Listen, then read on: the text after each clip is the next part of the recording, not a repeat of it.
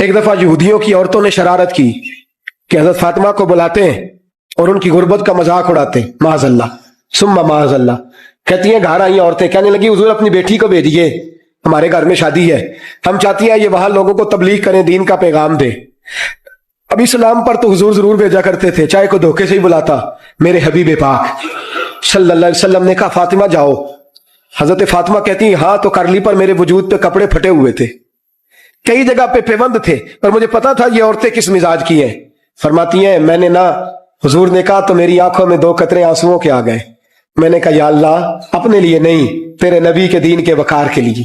یا اللہ یہ عورتیں یہ بڑے برے خیالات اور نظریات کی ہیں، یہ مذاق اڑائیں گی دین اسلام کا، مہربانی فرما، نظر کرم فرما۔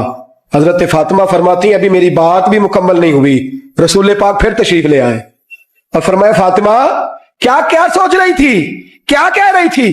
کہ حضور کوئی خاص نہیں۔ فرمایا نہیں کچھ تو تو کہہ ہی رہی تھی، کچھ تو تو سوچ ہی رہی تھی۔ کہتی ہے میں نے بادشاہی کے نظارے گھر میں دیکھے، کچھ تو سوچ رہی تھی۔ حضور کیا ہوا؟ فرماتے ہیں حضور نے چادر مبارک کھولی، اندر سے جوڑا نکالا۔ فرمایا پتہ نہیں تو نے کیا سوچا ہے، جبریل جنت سے جوڑا لے کے پہنچ